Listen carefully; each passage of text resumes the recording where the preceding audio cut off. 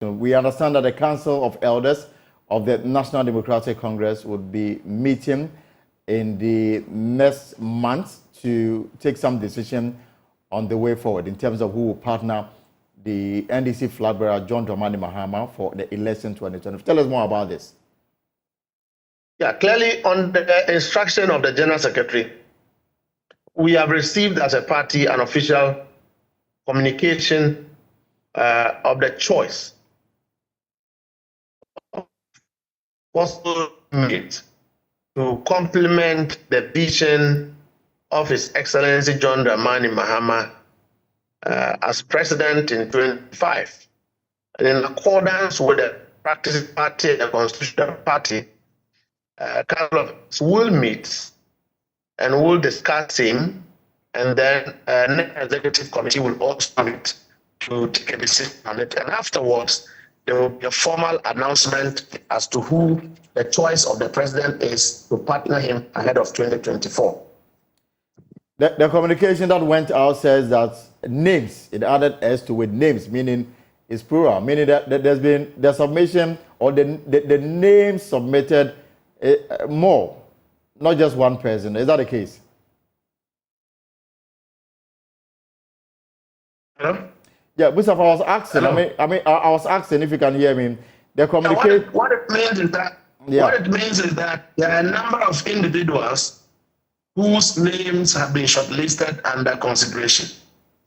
And so within the filtration system and consultation, a name will emerge. Various groups will look at it and make inputs.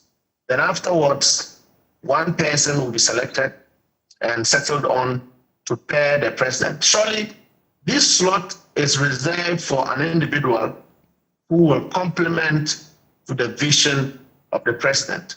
One who will take responsibility of what the president's success and failures would be. Not this one that you know, who refuses to take responsibility when there is crisis. But yet he can be proud of government's performance.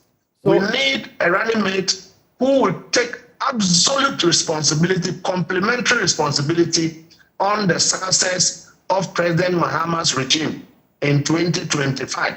And that is what exactly the party is going to do.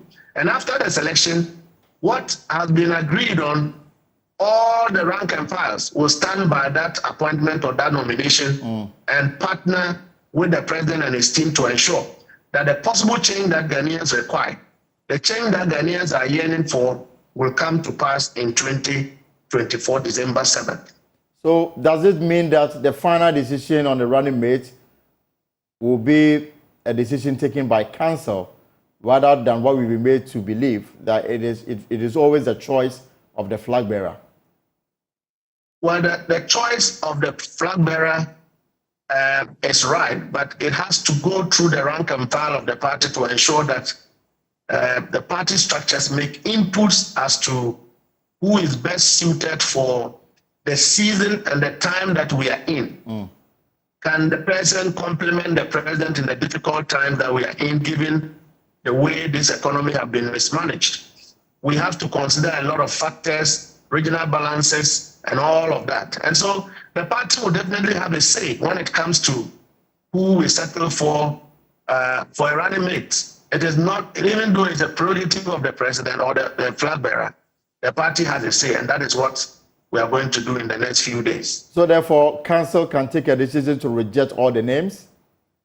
We can take a decision to reject everyone and choose Mustafa Bandi as the running mate to pair His Excellency John Mahama, if the party so wish, and that is what it is going to be. If the flag bearer does not have an objection to the proposal that will come from the party's front, I believe that that will be a good way. But I know that the party will stand by the president's wish and desire to ensure that the ultimate, which is to win an election in 2025, that choice will be able to complement that vision and that objective that the party has towards 2024. So would there be a vote on the choices available, or you are just going to look, you are just going to implement the conditions you've set forth, regional, ethnicity, and maybe even gender? Well, voting and processes of voting at meetings has always been part of the NDC's custom as far as meetings are concerned.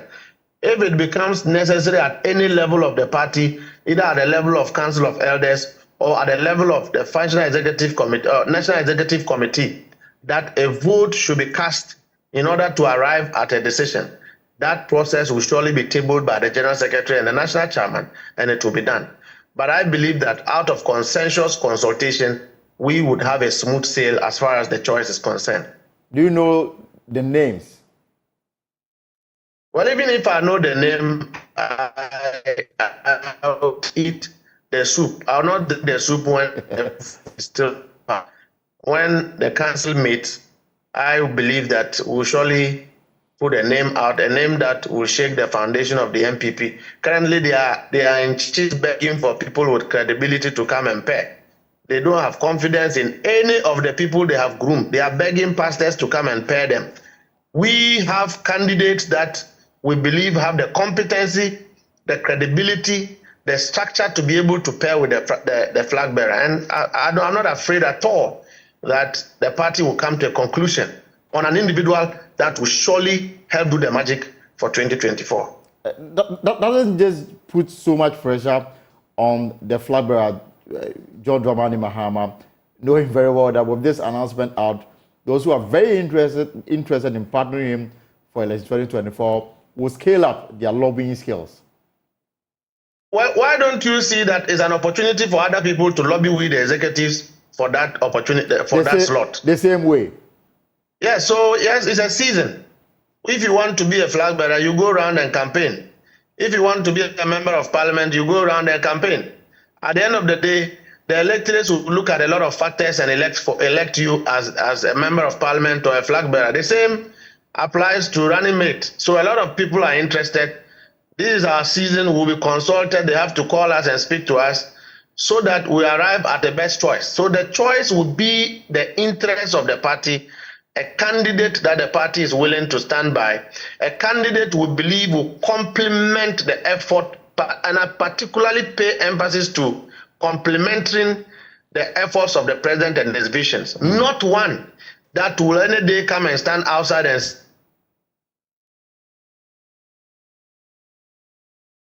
I was at a as far as, can you hear me? That I don't have a responsibility as far as failure is concerned, but yet I can enjoy the successes. No.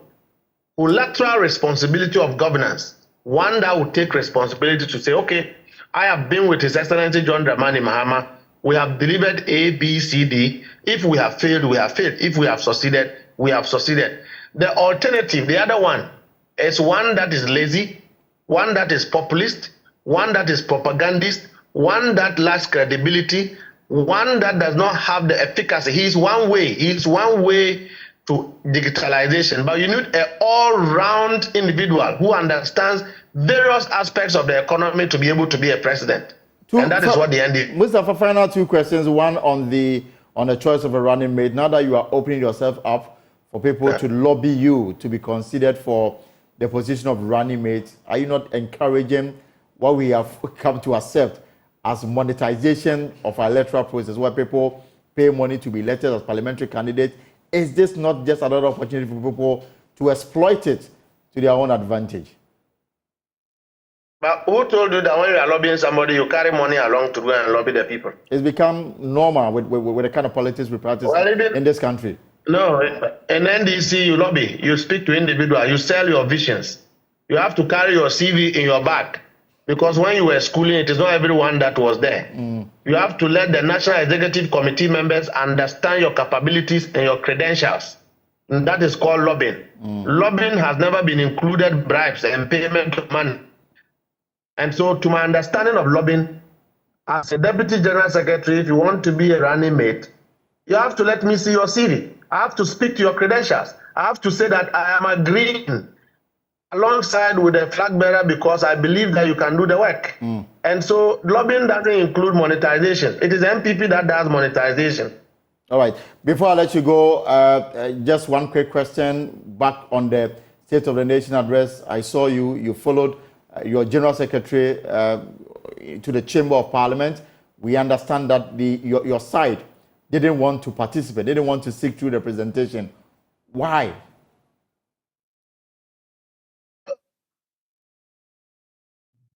was that the governor of Bank of Ghana insulted members of parliament on the minority side that they are hooligans.